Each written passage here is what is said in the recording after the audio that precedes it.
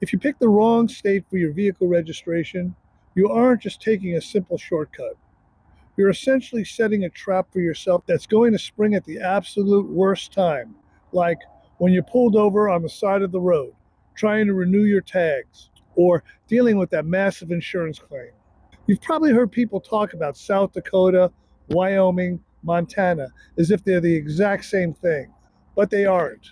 If you treat them like they are, you're going to end up with a paperwork nightmare. Stay with me because I'm going to walk you through how to keep your driver's license, your insurance, and your registration from fighting each other. That conflict is exactly where most full-timers accidentally create their own problems.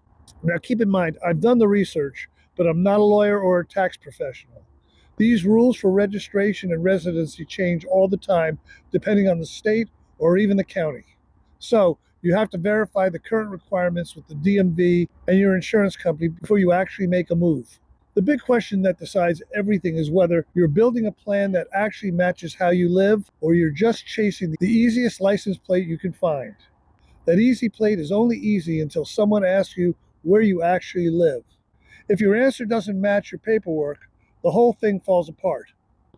Let's look at South Dakota first. They're actually one of the few states that officially talks to full-time travelers in their licensing rules. That's a huge advantage.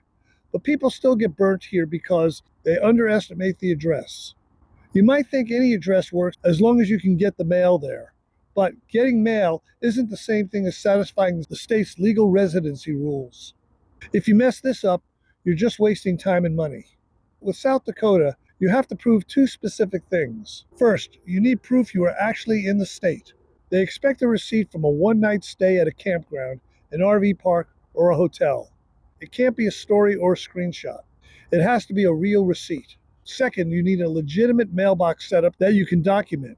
Usually this means a mail forwarding service where you have a personal mailbox.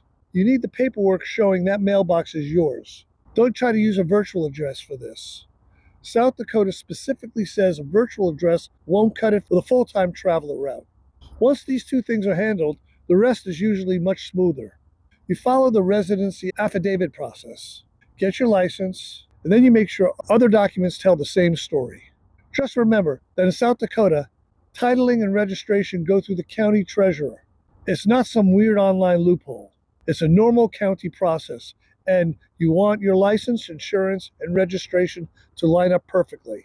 Also, watch out for the money side of things. South Dakota can charge extra non-resident fees if you don't have a state ID or a physical address. Since a mail forwarding address doesn't count as a physical address for that specific fee rule, you really want to finish the whole residency process so you don't get hit with costs that you didn't plan for. Now, before you decide on South Dakota, you have to look at Wyoming. It sounds simple, but you have to understand how the gears actually turn. If you're leaning towards Wyoming, ask yourself if you want the state or just the idea of the state. Wyoming's system is built entirely around the county where you actually live. Your plates, titles are handled through local offices tied to your county of residence. The law says you get plates through the county treasurer where you reside. This means Wyoming is a great choice if you're actually moving there, have a real address, and are living there in a meaningful way. But if your plan is just to use an agent, or you don't have a real residency in a specific county, Wyoming isn't the plug-and-play option people think it is. The system just isn't built for that. South Dakota effectively says, we know you travel, here's the path. Wyoming says, we've got you once you actually live here in a county like a resident. Then you have Montana, which is the one everybody whispers about like a cheat code. The Montana LLC approach is a real thing that actually works mechanically. You form an LLC. You keep a registered agent in the state, which is a legal requirement for business entities there.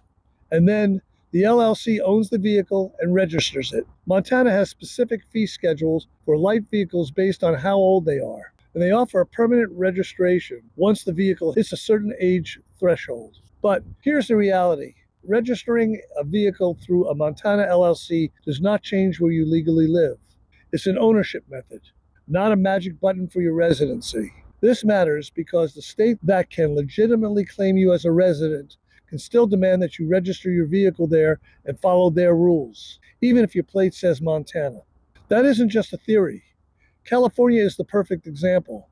They say if you bring a vehicle in that was registered elsewhere, you have to register it in California within a set window once you become a resident or bring the vehicle into the state. The California Highway Patrol even has a public program where people can report out-of-state registration violations. I'm not saying this to scare you, but to show you that your home base and your plate strategy are not always the same thing. When they don't match, that's when the fees and the enforcement show up. Plus, Montana has been under the microscope lately, with lawmakers increasing certain fees for non-residents. If your plan relies on things never changing, you're taking a risk. So, what do you actually do to stay safe? You stop focusing on the state and start focusing on consistency. Your setup needs to be so clean that if you had to explain it out loud to an officer, it wouldn't sound strange. If your license is from one state, your insurance is from another, and your registration is somewhere else, you're just collecting problems. To do this the right way, start by getting your driver's license lined up with your plan.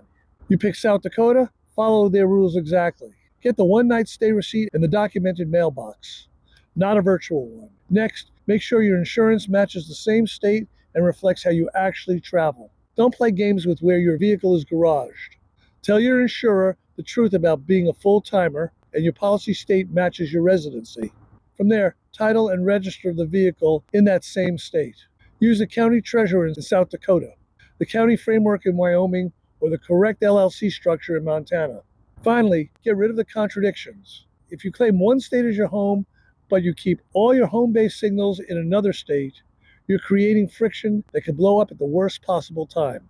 The last thing you should know is to create a simple folder, both on your computer and a physical one. Keep your registration, your insurance papers, your license info, your mailbox proof, and that one-night stay receipt. When you're tired or something goes wrong on the road, having those clean documents is a kind of peace of mind you just can't buy. If you're trying to decide, tell me which state you're coming from and which one you're looking at in the comments. I hope you spot contradictions before you spend any money on fees. And if this helps you stay mobile and legal, hit the like button and subscribe so you don't miss out on the next video on avoiding these expensive messes. See you out there. Happy RVing.